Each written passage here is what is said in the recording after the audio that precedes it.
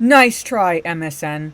Hello, this is Mara Jade, and I'm back with another video, and if this was the only headline you saw regarding the box office for The Eternals this past weekend, you could only conclude that it soared to the 71 million at the North American box office, it conquered multiplexes, it exceeded expectations, and it proved naysayers wrong, as well as upset the right people. However, herein lies the proverbial rub to that, ladies and gentlemen, and it is... Here it is. Eternals takes spot, unseats Shang-Chi as third worst opening weekend for an MCU film. I think it might be worse than that now, but according to this headline at least, it's the third worst opening for a fucking MCU film.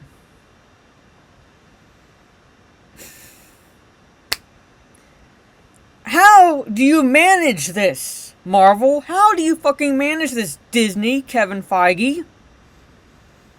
Now, I know people are going to come out and try to spin this. They're going to claim that a bunch of istophobes didn't go see the movie opening weekend. They're going to try to spin it as a toxic fandom. They're also going to try to possibly spin that, well, the Eternals is not exactly well known. To an extent, that is true. But Guardians of the Galaxy wasn't well known either.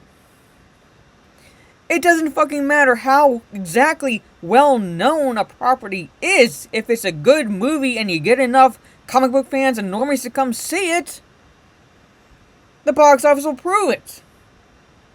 This was proving that people aren't happy with it, and the bulk of the criticisms I'm seeing regarding this film is it's fucking boring as shit. How the fuck do you do that? But here, let's see how badly it underperformed based on the predictions and projections prior to its release. So here it is. So we know it made the 71 million. We know it made the 71 million. It took the spot from Dune, but Dune, I think, is going to basically take it back during the second weekend for the Eternals. So the numbers featured two box office predictions for the film. It underperformed both projections. Again, how do you manage this fuck up?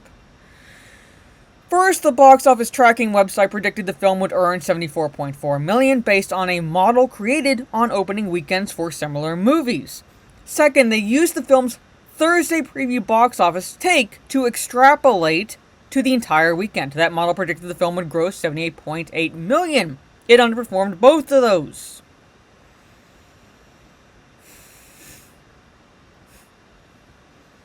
That's all I can do right now. Not only did Eternals underperform the predictions from the numbers, it also underperformed predictions from Box Office Pro. And here it is. Box Office Pro originally projected the film would have an opening weekend between 80 and 102 million. So it underperformed just in that projected take alone. However, they significantly adjusted their prediction range to between 67 and 92 million at the end of October. So it fell within that range, but look at how much they adjusted it. Then, just before the weekend, they claimed it would make 78 million. Well, nope. 71 million was the box office haul for the Eternals. With its 71 million opening weekend, Eternals took the third worst opening weekend spot for an MCU film from Shang-Chi and The Legend of the Ten Rings based on inflation-adjusted numbers. The worst opening weekend belongs to Ant-Man. It grossed 57.2 million back in 2015. If you adjust for inflation, that's 66.2. So it barely beat out Ant-Man. The second worst opening weekend is The Incredible Hulk, which earned 55.4 million in its opening weekend back in 2008. Adjusted for inflation, that's 70.6 million. It just edged out Incredible Hulk.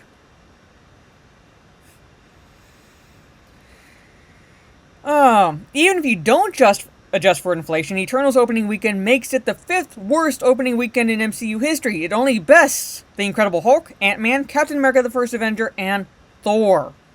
Captain America the First Avenger grossed 65 million its opening weekend in 2011, and Thor brought in 65.7 million in 2001 as well. Despite Eternal's underperforming box office estimates, it's possible the film could have some legs. Shang-Chi and the Legend of the Ten Rings previously held a spot for the third worst opening weekend for an MCU film when it debuted back in September with $75.3 million haul. That film has moved up the charts with the total haul in North American theaters of $223.7. It's still a fucking MCU film. That is shit.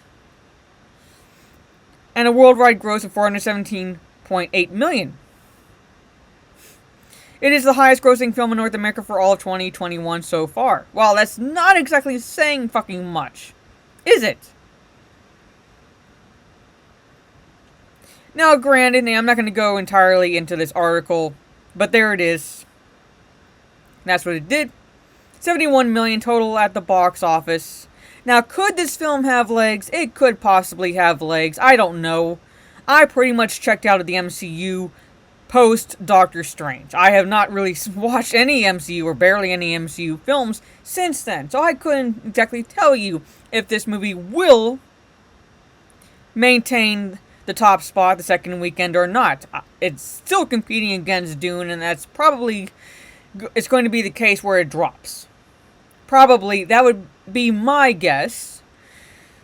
But we don't know. The second weekend is where it really demonstrates how well a movie is going to do in theaters. Even with the streaming options, how well it's going to do in theaters. The second weekend is the key. That tells us whether or not it has legs or not. So, I'll be waiting to see what those box office numbers are post-weekend. But like I said, the word of mouth really is not good at all, with the biggest criticism being that it's fucking boring as hell. I even had one Orange Hat Reviews who did a review on his channel said he nodded off 3 times during the movie. An MCU film, 3 times. I'm not saying every MCU film is perfect and should keep you on the edge of your seat necessarily, but at the same time, it should not make you nod off. But at any rate, let me know what your thoughts are down in the comments below. Is this news surprising to you? Is it not surprising to you? Did you see the movie? Did you not see the movie? If you saw the movie, what did you think of it? Did you like it? Did you dislike it? Are you on the fence, in the middle? Let me know all that fun stuff down in the comments below. If you like this video, share on social media if you will. I will be on Twitch later tonight. My Twitch name is Jade_Fire. Now, normally, I would be streaming Mario Kart for Mario Kart Mondays. However, because I will be babysitting my niece this coming Thursday, I decided to instead play Resident Evil 7, only because when you play a story-based game, you don't exactly want to have a long time between gameplays. So, I'm going to return to Resident Evil 7. I defeated Jack, I defeated Marguerite, and now I'm going after the sun. So tune in for that around 8 p.m. Eastern, maybe a little bit earlier, maybe a little bit later, depending on my schedule. But again, my name is Jade_Fire. Like, share, subscribe, all that fun stuff. This is Mara Jade. Catch you on the dark side, and did you upset the right people, Kumail?